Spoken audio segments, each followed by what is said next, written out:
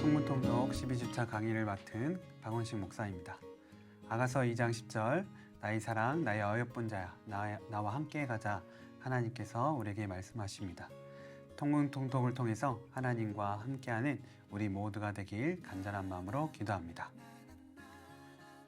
이 시간은 솔로몬 통치 시기 역대하의 말씀과 솔로몬 통치 이후에 열왕기상의 분열 왕국의 말씀을 함께 나누도록 하겠습니다. 분열 왕국 시대는 엘리야 선지자까지 이번 주 통독 범위가 되겠습니다. 솔로몬 통치에 대해 역대하 말씀은 열왕기상과 크게 다르지 않습니다. 그런데 큰 차이점이 있는데 그것은 역대하에서는 솔로몬의 성전 건축에 대해 강조할 뿐 특별히 솔로몬의 죄와 잘못을 다루지 않습니다. 이와 같은 차이가 생기는 이유는 열왕기하와 역대기가 쓰여진 시기가 다르기 때문입니다. 열왕기는 이스라엘과 유대 왕국이 멸망한 직후에 쓰여진 책입니다. 그래서 이 열왕기의 초점은 왜 북이스라엘과 남유다 왕국이 멸망했느냐에 있습니다. 그 답은 신명기 율법을 어김으로 인하여 하나님의 심판을 받은 것입니다. 그러므로 오히려 이스라엘 백성은 하나님께로부터 완전히 버림받은 것이 아니라 오히려 회개하고 하나님께 돌아오면 회복될 수 있는 소망이 있음을 열왕기는 보여주고 있습니다. 그래서 열왕기는 심판받을 수밖에 없는 죄에 대해서 상세히 기술하고 있습니다. 반면에 역대기는 예스라, 느헤미야 시대 이후에 쓰여진 책입니다.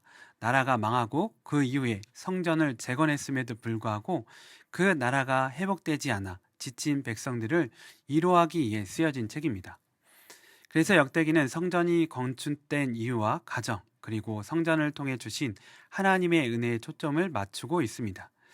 이를 통해 회복될 다윗 왕국에 대한 비전과 꿈을 백성들에게 알려주고 있는 책이 바로 역대기입니다. 그래서 역대기는 왕들의 실정보다는 성전 중심, 예배 중심으로 제사장적 관점을 가지고 역사를 기록하고 있습니다. 성전을 통한 예배로 우리와 함께 하시는 하나님을 찬양하고 경배할 때 하나님의 놀라운 은혜가 우리에게 임하게 될 것입니다.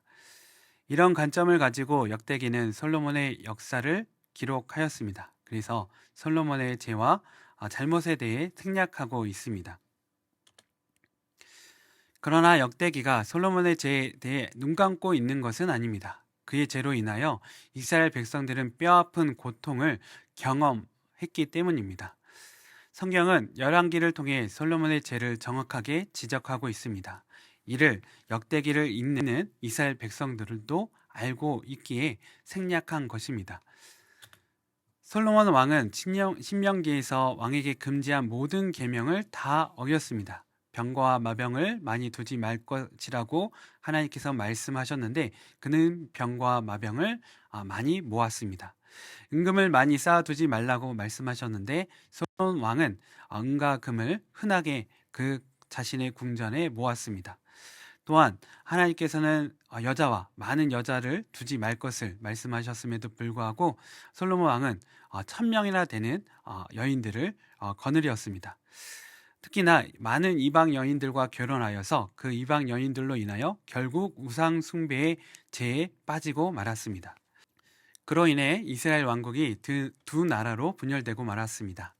특히나 대부분 지파, 10지파와 유다 지파로 분열된 것은 솔로몬 왕의 통치가 얼마나 차별적이었는지를 잘 보여주고 있습니다.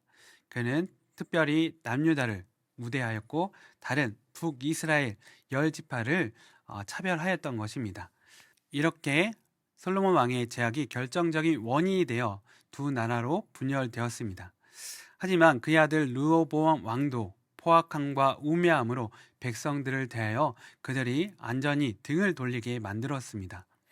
솔로몬의 제약이 그의 아들에게도 영향을 미쳐 르호보암 왕도 솔로몬 왕의 잘못된 전철을 밟게 된 것입니다.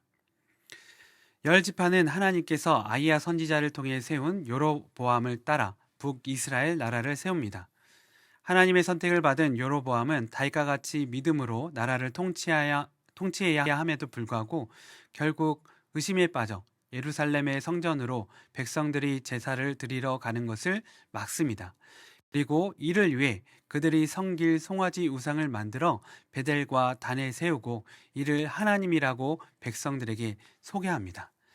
이로 인해서 많은 이스라엘 백성들이 우상 숭배의 죄에 빠지게 되었습니다. 바로 여로보암 왕 때문입니다. 이후로 북이스라엘 왕들은 여로보암의 잘못된 전철을 따라갑니다. 이에 대해 열왕기는 북이스라엘 왕들에 대해 한결같이 이렇게 말하고 있습니다. 느밧의 아들 여로보암의 죄에서 떠나지 아니한지라. 열왕기는 특별히 이스라엘 역사의 모든 왕들을 평가하고 있습니다. 평가의 기준은 다음과 같습니다. 이스라엘 하나님만 경배했는가? 두 번째, 이스라엘로부터 우상을 제거했는가? 세 번째, 하나님의 언약에 신실했는가? 이 기준으로 열왕기는 이스라엘 왕들을 평가합니다. 특별히 북이스라엘 왕 20명이 있었는데 그들 중에 선한 왕이 한 명도 없었습니다. 그러나 남유다의 경우는 20명의 왕 중에 8명이 선한 왕이었고 12명이 악한 왕으로 평가됩니다.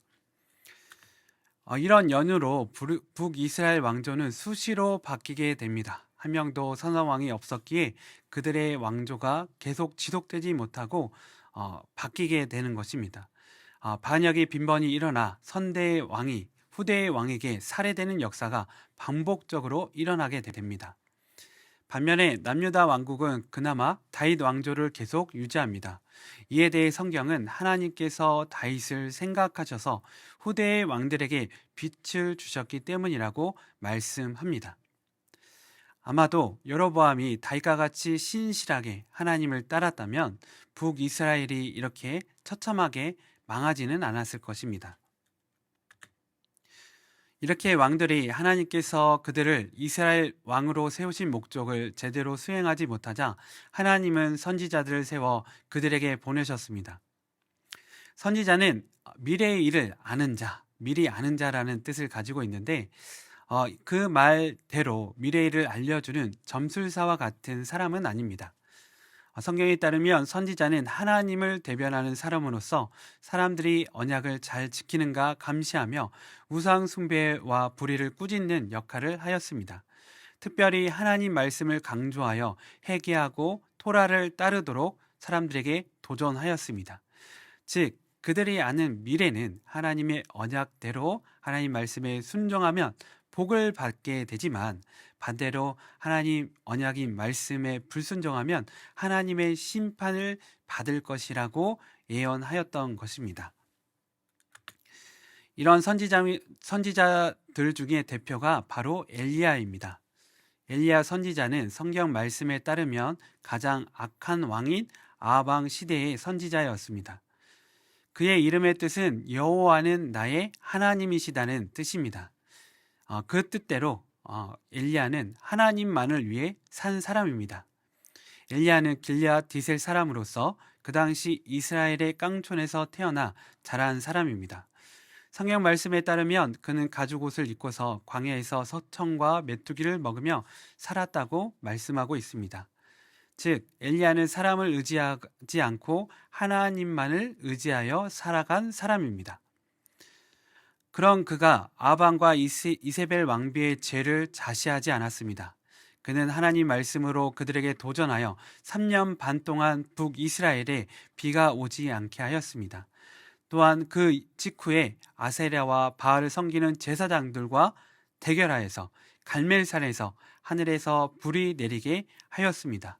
이후에 이스라엘에 비가 오게 함으로 오직 하나님만이 진정한 한 분 신이심을 사람들에게 알려주었습니다.